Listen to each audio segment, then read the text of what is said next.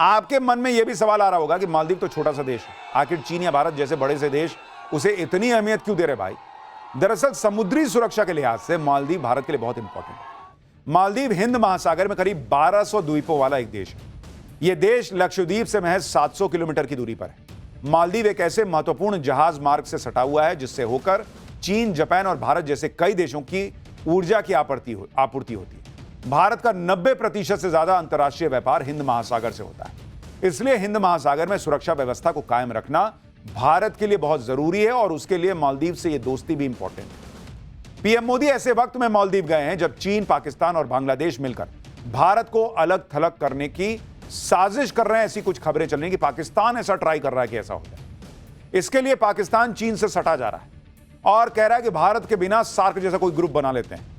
लेकिन पीएम मोदी ने मालदीव पहुंचकर चीन और पाकिस्तान की कोशिशों को झटका दिया, क्योंकि सार्क देशों में मालदीव भी शामिल है, जो अब भारत के पाले में आ चुका है। पीएम मोदी की धमाकेदार डिप्लोमेसी को देखकर चीन और पाकिस्तान तनाव में होंगे। खासकर पाकिस्तान को यह पता है कि आज नहीं तो कल पीएम मोदी फिर पाकिस्तान को धोएंगे। शायद इसलिए पाकिस्तान की सरकार से लेकर वहां की सेना तक हर कोई कुछ दिन में चीन की तरफ दौड़ा दौड़ा चला जाता है। पहले पाकिस्तान के डिप्टी पीएम चीन गए थे, अब पाकिस्तान का फर्जी फील्ड मार्शल असीम मुनीर दौड़ा दौड़ा चीन पहुंच गया। मुनीर ऐसे वक्त में चीन गया है जब पीएम मोदी भी लगातार डिप्लोमेटिक दौरे पर है। इधर मोदी ब्रिटेन के बाद मालदीव पहुंचे, उधर असीम मुनीर दौड़ा दौड़ा चीन पहुंच गया। चीन से पहले असीम मुनीर अमेरिका गया था, आपको याद होगा। वो इसी हफ्ते श्रीलंका और इंडोनेशिया भी जाएगा। असीम मुनीर ऐसे दौरे करके मैसेज दे रहा है कि पाकिस्तान में सब कुछ वही चला रहा है। लेकिन असीम मुनीर यह सोचकर चीन गया था कि उसका गर्मजोशी से स्वागत होगा, कोई रेड कार्पेट वगैरह बिछाया जाएगा।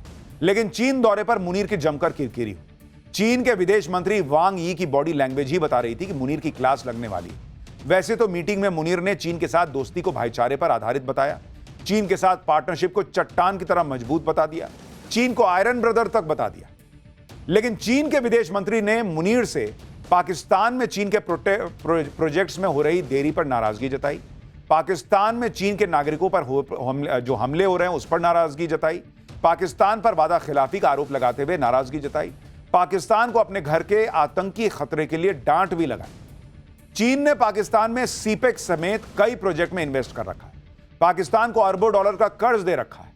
ऑपरेशन सिंदूर के दौरान भी चीन ने पाकिस्तान की मदद की थी, लेकिन पाकिस्तान अपने ही देश में चीनी नागरिकों और चीन के प्रोडक्ट्स को बचाने में फेल रहा। मार्च 2024 में उत्तरी पाकिस्तान में एक आत्मघाती बम हमले में 5 चीनी वर्कर की मौत हो गई थी। नवंबर 2024 में कराची में 2 चीन के नागरिकों की पाकिस्तानी गार्ड ने गोली मार के हत्या कर दी थी। अक्टूबर 2024 में कराची हवाई अड्डे के बाहर आत्मघाती विस्फोट में 2 चीनी इंजीनियर मारे गए थे। मार्च से जुलाई 2025 के बीच ही कम से कम 4 बार चाइनीज नागरिकों को निशाना बनाया गया।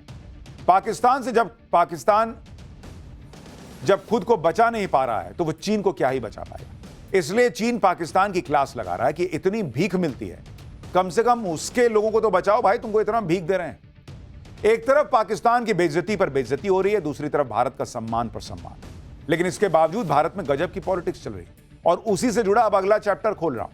इधर राहुल की डस्टबिन वाली पॉलिटिक्स, उधर खड़गे ने मान लिया कि मोदी ने मिट्टी में मिला दिया है क्या। राहुल गांधी मिक्स जाति के हैं, किस कांग्रेस नेता ने गजब का दावा ठोक दिया। आज संसद फिर क्यों नहीं चली, क्या बवाल हुआ है, राहुल गांधी कौन सी ओबीसी वाली पॉलिटिक्स लेकर आए हैं, अब इसका चैप्टर खोलता हूं। पूरी दुनिया आज की डेट में भारत को बेस्ट बता रही है, लेकिन भारत में देखिए क्या हो रहा। पूरा इंडी गठबंधन यह बताने में जुटा है कि भारत में सिस्टम कितना खराब है। जिस चुनाव आयोग का नाम दुनिया भर में है, उस चुनाव आयोग को इंडी गठबंधन सिर्फ इसलिए घेर रहा है क्योंकि चुनाव आयोग बिहार में वोटर लिस्ट का रिवीजन करवा रहा है। बिहार में हो रहे वोटर वेरिफिकेशन के खिलाफ इंडी गठबंधन का प्रोटेस्ट आज भी चला। चुनाव आयोग के खिलाफ नारेबाजी की जा रही है, एसआईआर को लोकतंत्र पर वार बताया जा रहा है।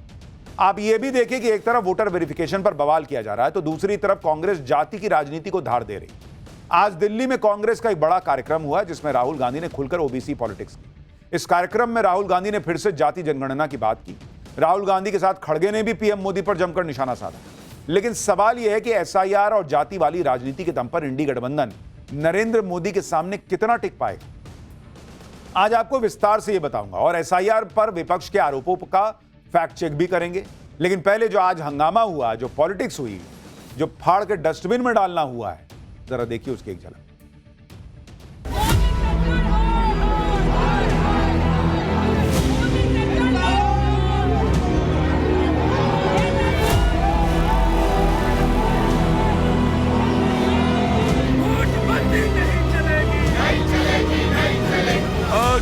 शपथ लेते हैं वैसे ही लड़ेंगे जैसे हमारे पुरखों लड़े। सिर्फ ये बिहार के लिए नहीं है, सारे देश में वो रिवीजन करें। अगर मुझे आपकी हिस्ट्री के बारे में थोड़ा सा भी ज्यादा मालूम होता, मैं तभी जाति जनगणना करा देता।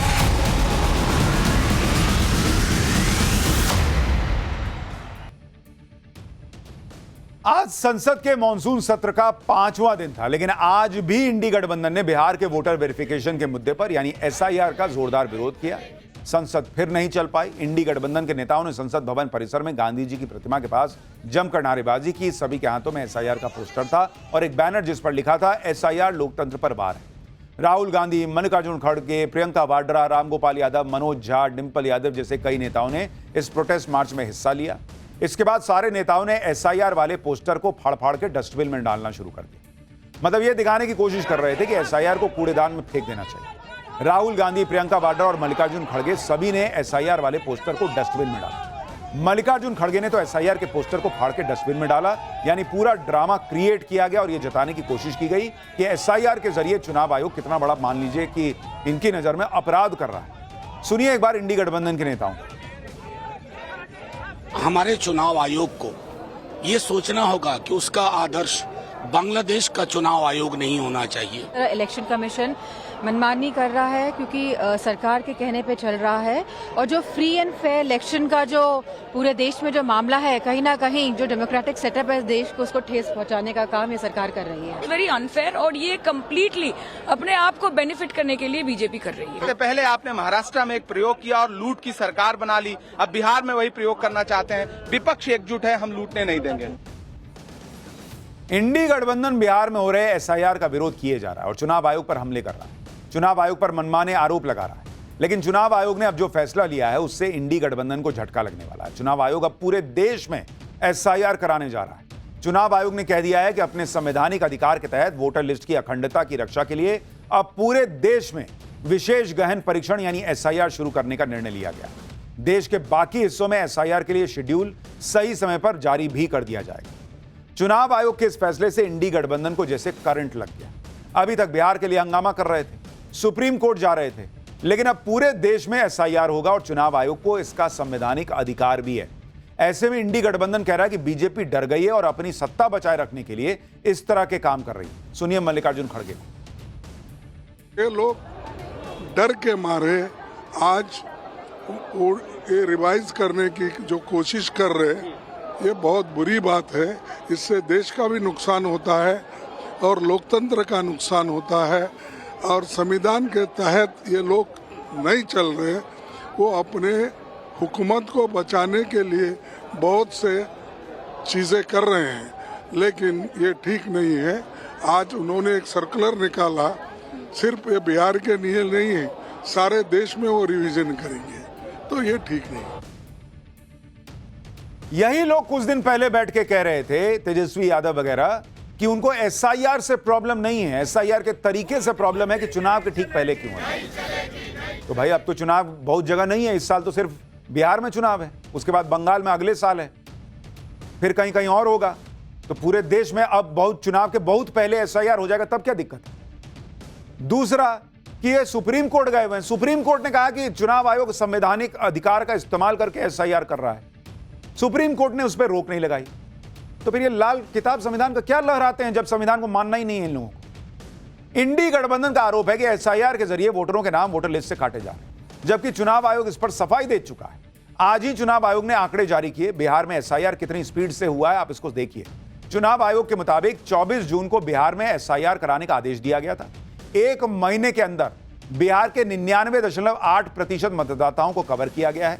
7 करोड़ 23 लाख मतदाताओं के फॉर्म्स को डिजिटाइज किया गया है। बचे हुए वोटर्स का वेरिफिकेशन 1 अगस्त तक कर लिया जाएगा।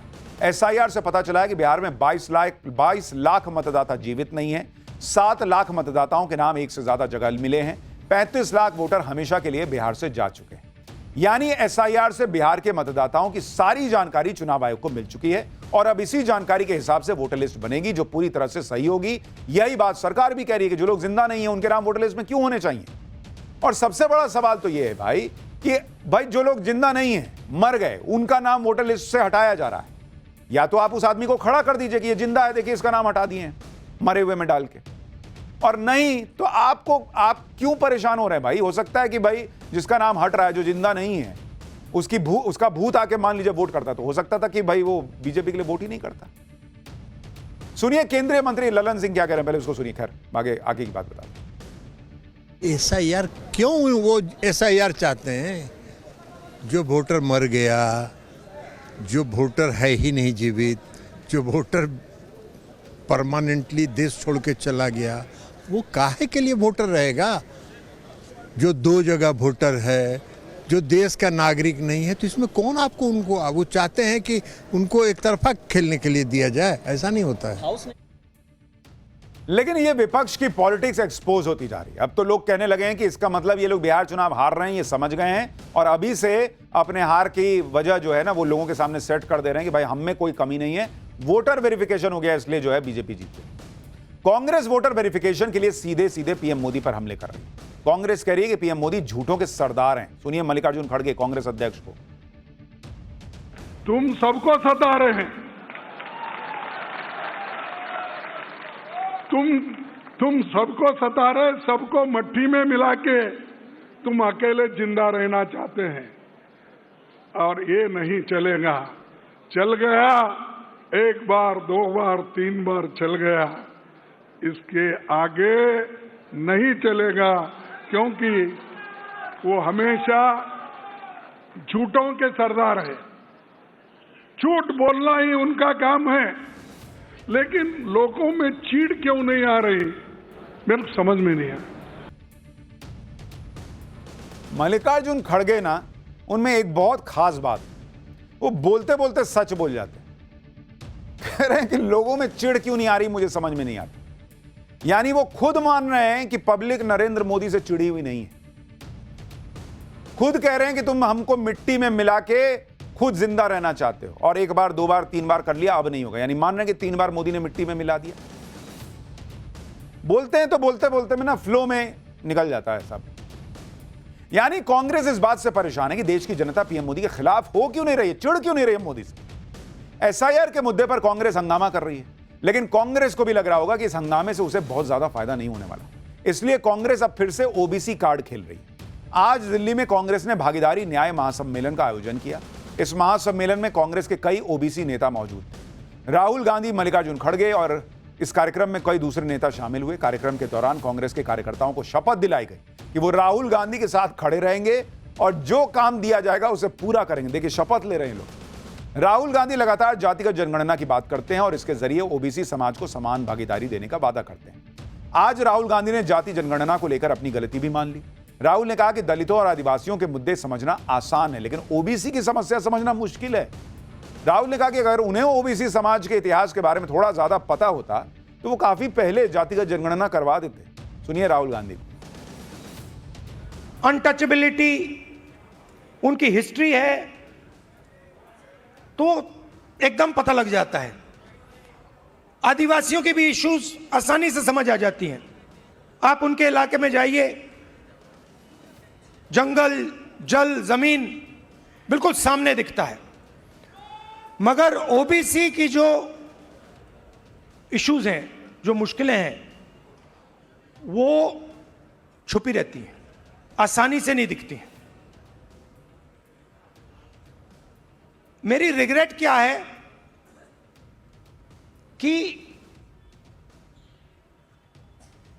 अगर मुझे आपकी हिस्ट्री के बारे में, आपकी इश्यूज के बारे में थोड़ा सा भी ज्यादा मालूम होता, मैं तभी जाति जनगणना करा देता।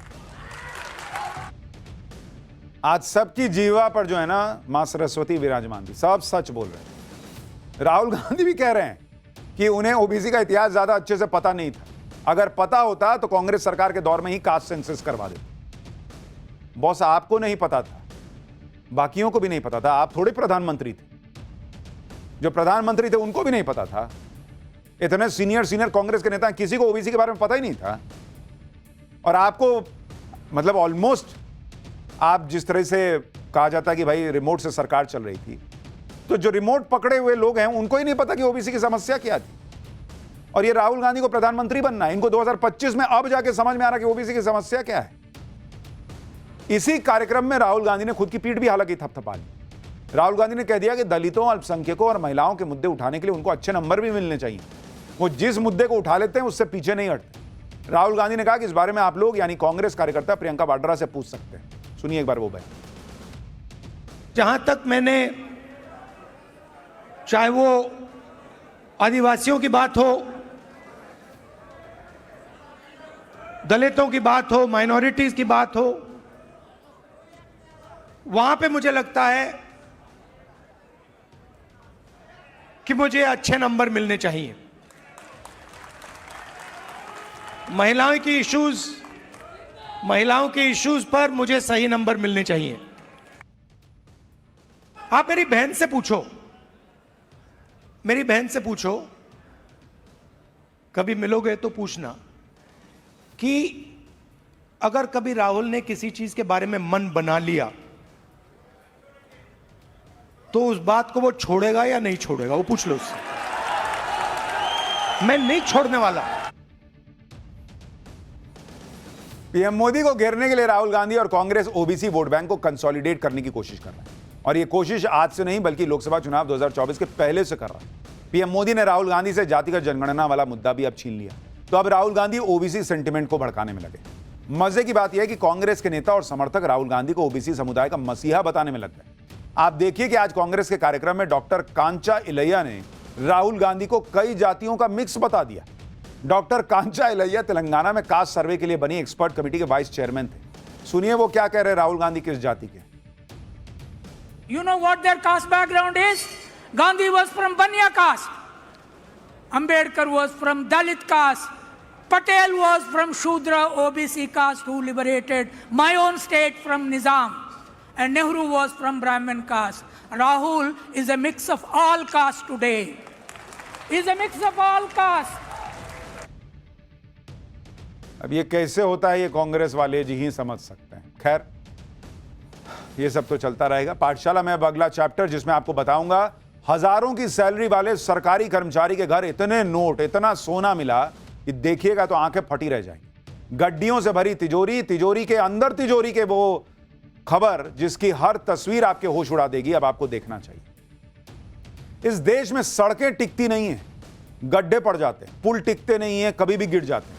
लेकिन एक चीज जो हमेशा टिकी रहती है वो है करप्शन। सिस्टम में करप्शन का ऐसा कीड़ा लगा है कि आए दिन सरकारी अफसरों और कर्मचारियों के ठिकानों से करोड़ों रुपए के काले धन का खजाना निकल ही आता है। जो नौकरी तो मामूली सी कर रहे होते हैं, सैलरी हजारों की होती है, लेकिन भाई साहब नोटों की ऐसी गड्डियां निकल आती हैं, आप देखिए आंखें फटी रह जाएंगी बॉस। ये काले धन के कुबेर हैं। आप ये तस्वीरें देख लीजिए, हैरान हो जाएंगे। नोटों के बंडलों का अंबार लगा हुआ है, अलमारियां और तिजोरियां नोटों से भरी हुई हैं, और ये आज की ही तस्वीर है बॉस। देखिए वो नोट ऐसे